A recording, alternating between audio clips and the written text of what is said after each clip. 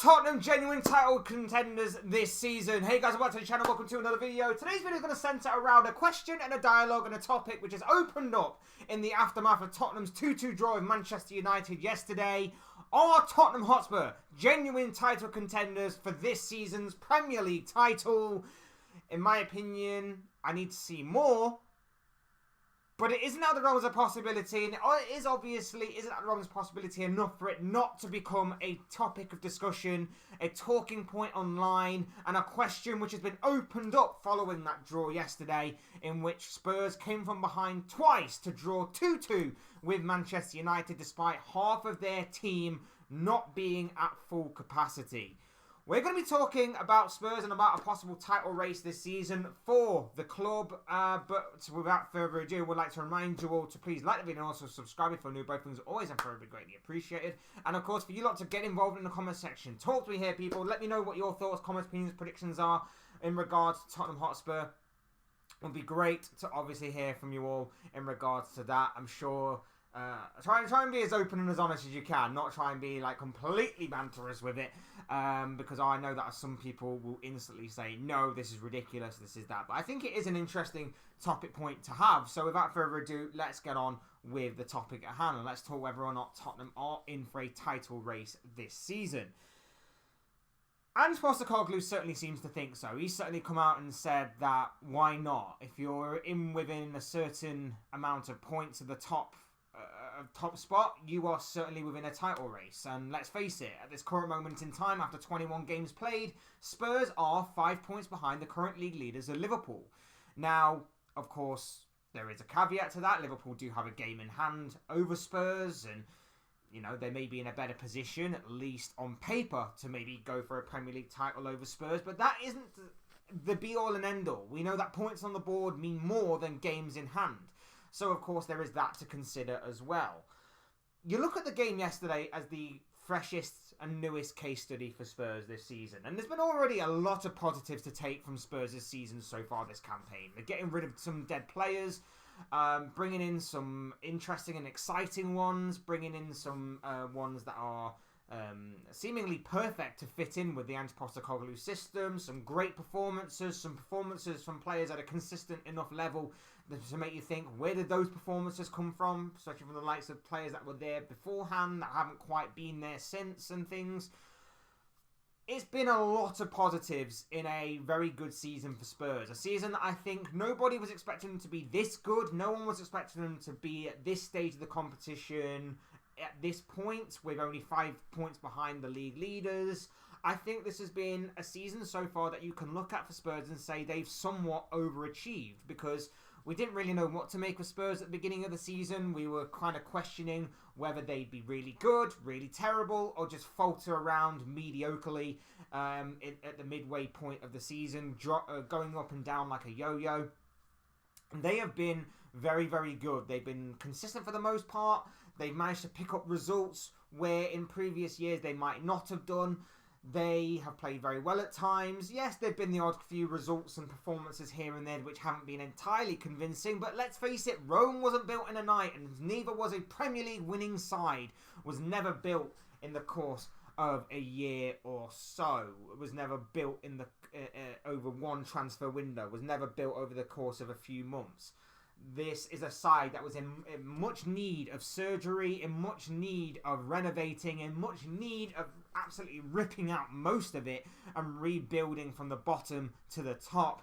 And it has left them in a very good position where in future years to come, maybe this conversation could be had with much more strength behind this argument.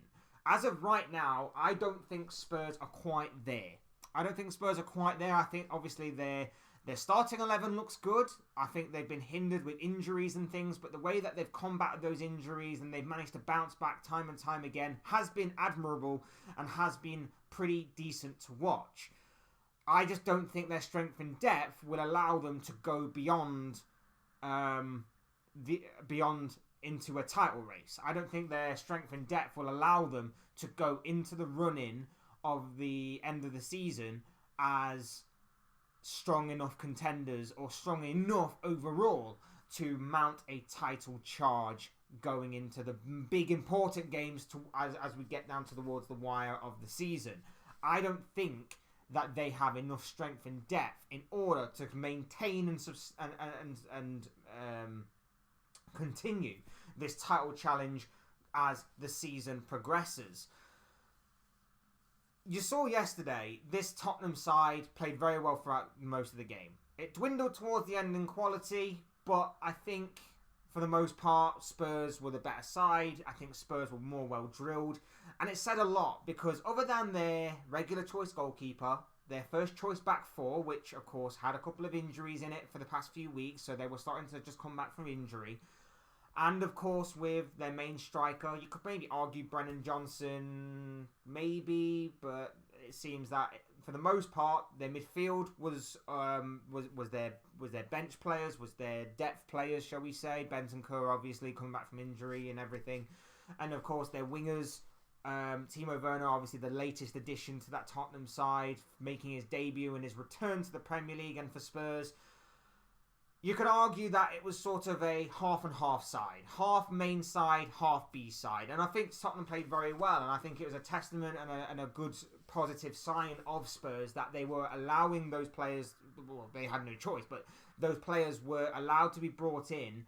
And yes, they weren't quite up to the standard of the usual suspects that you would expect in their midfield, the likes of Pape Sarr and Yves Bissouma. And of course, the wingers weren't exactly up to the standard of a Heung-min Son or a Dejan Kulusevski, but they were still good enough to, of course, put in a decent enough challenge for that game, and obviously for Manchester United. And although it is only Manchester United, and we've criticised them so much this season for being so poor and underwhelming, it was still a very tough game for all and everybody considered. And I think if you were to look at the injury issues and absentees that Spurs had before the game, I reckon they probably would have snapped your hand off at a point. I think United may have also favoured a point in this one. Some of them, depending on which side of the fence you kind of sit on with Manchester United right now. But I think as you got close towards the game, you saw more of the injuries. You're kind of expecting maybe more from Manchester United, and they may feel a bit disappointed that they weren't able to take the initiative of seeing a Spurs side that for the most part had most of their key players out injured and weren't able to at least hold on to at least one of the two times that they did take the lead in the game. So poor from Manchester United's point of view, but good for Spurs, because what we have seen time and time again from the Spurs side in recent years is Tottenham play either very poorly in these types of games and end up on losing or maybe getting a point, but it's not exactly the most convincing point you'll ever see, or Spurs being forced to play their strength and depth, which is never ever going to be good enough to compete with the starting 11 or some of the certain players that they may have within that squad, and ultimately it just isn't good enough. What you've got now is a Spurs side that are very well coached, a Spurs side that are not exactly strong in depth, but at least are passable. At least they can come in for the odd game or two and look like they somewhat belong in that team and can play that way. Now, they're not going to be the be-all and end-all. They're not going to exactly change the opinions of Ange Postecoglou overnight with just one performance, and especially not a performance against a very inconsistent Manchester United. But it does show the progression that has been made at Spurs over the course of this season, and I think it does show the positive elements of a future Spurs side that can have that strength and depth, and that can have players that can be rotated in and out and can have the ability to impact games the way that they did that yesterday, even though they may not be the tier A of Spurs, as the likes of Son, Bissouma, Sarr, Kulusevski seem to be the big absentees from yesterday. It does show that with being well coached, you can make these players somewhat passable for the future. And it kind of opened up that dialogue yesterday from that game, because if Spurs were able to combat all of those injuries that they had, if Spurs were able to still maintain a strong performance level with strong results, and of course therefore be only 5 points behind league leaders Liverpool as of right now, going into the final, 17 games of the season, maybe, just maybe, there is a possibility of a title challenge. Maybe, just maybe, there is. You look at the way that they combat the injury issues, you look at the way that they've had certain performances, you look at the way that even when they played poorly in some of those performances, they've still managed to get results when in previous years they probably wouldn't have done. And you look at it and you think there are definite positives to take from the Spurs side for future years to come. It's just a question of strength and depth. Many people are going to say, well, they're going to get their main team back. It's not long, I don't think, before Maddison's going to return. You know, Van der Ven's back. I know that he went off injured yesterday, but it did seem like it was only cramp. So for them, I'm sure, fingers crossed, it is only cramp for him. Vicario has been outstanding this season. He's been better than what anybody, I think, would have actually imagined him to be. Porro has really stepped up this season with some consistent performances. Udogi's stepped up with some consistent performances. Van der Ven, like I say, has been outstanding this season when he's played. Romero looks a bit more competent than what he did last season. I still think he's somewhat overrated, but I do see that he is somewhat competent alongside Van der Ven than he has been alongside other defensive partners in recent years. You look at the midfield. If they get Sarr back, when they get Basuma back after AFCON and everything, you can look at that as being a solid midfield. If Bentancur is obviously going to be back and fit, and obviously put his injury issues behind him, that is a big player to have there in the strength and depth kind of position and the rotation.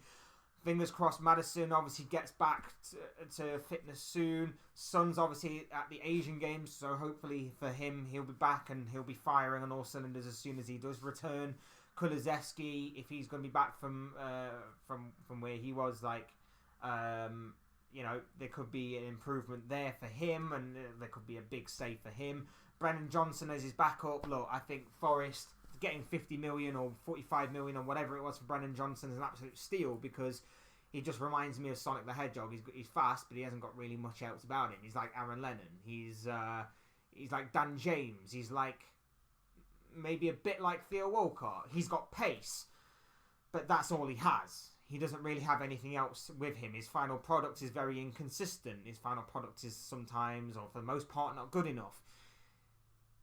He may be okay to bring on in certain games where the opposition defence is tiring and he can maybe produce something every now and again, but on a consistent level, I don't think he's that good. But as maybe a backup to Kulusevski as of the here and now, and maybe not the be-all and end-all of the final product of Tottenham, in which they hope the direction is that they're going, he could be okay and useful for the time being. Like I say, Richarlison, I've never really rated or backed Richarlison in any way, shape or form, but for the goals that he's scoring right now, he's being useful, because the one good quality that I see in Richarlison is that he makes those good near post runs. He's quite good at making those darting runs across the box to get on the end of crosses, which is basically what Tottenham's typical kind of goal is, I guess you'd say. They work it down one wing and they cut it back, and it's near that kind of 6-yard area towards the near post, and Richarlison's there to tap it in.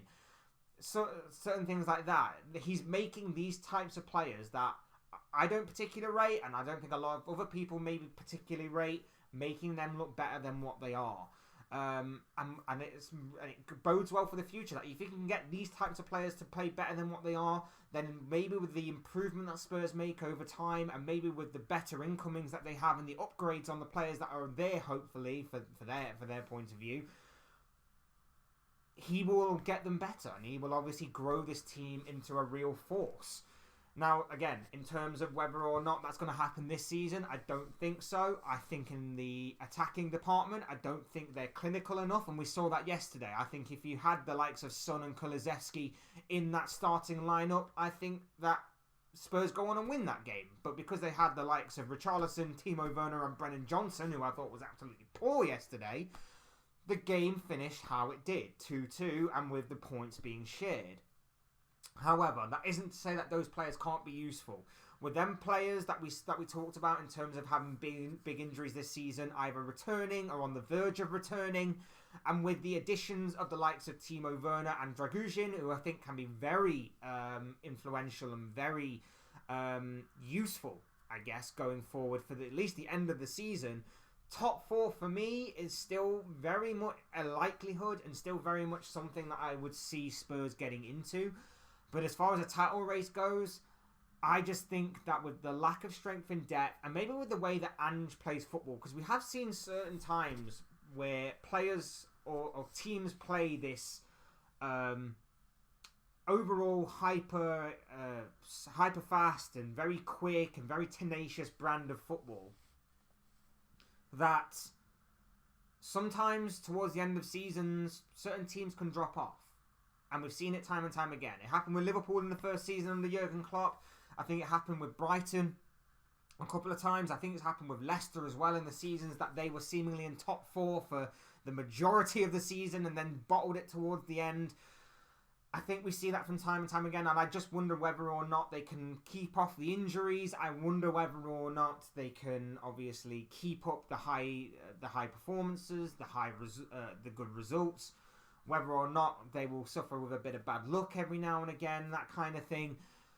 It's going to be very interesting to see how Spurs continue. But for me, they are not title contenders yet. They don't have enough strength and depth. They don't have enough good quality to back it up. And I think that if it was against anybody other than Manchester United yesterday, I think they may have suffered a little bit, particularly in that midfield area.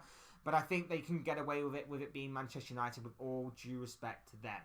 Alternatively, when they do have their forward force back, when they do have their full starting 11 back and ready to fire again, they are very dangerous. But again, that goes back to my argument of a lack of strength in depth.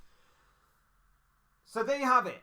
That is my thoughts on this potential topic sparking of whether or not Spurs are in a title race or not. I don't see it happening, but it is a very interesting talking point to obviously talk about, and maybe to talk about maybe for future years to come. These are, of course, the thoughts, comments, opinions, predictions, feelings, whatever you want to call it, of this guy. I want to know what you guys think. What do you make of all of this stuff in regards to Tottenham? What do you make of their result yesterday? What do you make of their performances across the season as a whole? I'd love to know your thoughts, comments, opinions, predictions, feelings, whatever you want to call it about Spurs down below in the comment section. So fingers crossed that you get involved down there, and it will make for interesting and great reading. I'm sure about that. Otherwise, hit the like button on the way out. If you enjoyed the video, subscribe if you want to see more content like this. Both things are always and forever greatly appreciated. And as always, thank you all so much for watching and listening. I've been Fletch. This has been another Fletch Talks video, and I'll see you all again soon in another video or live stream or whatever it may be. Cheers, guys. Thanks everyone for watching. Take care. Enjoy the rest of your day, and I will see you all again soon. Very soon.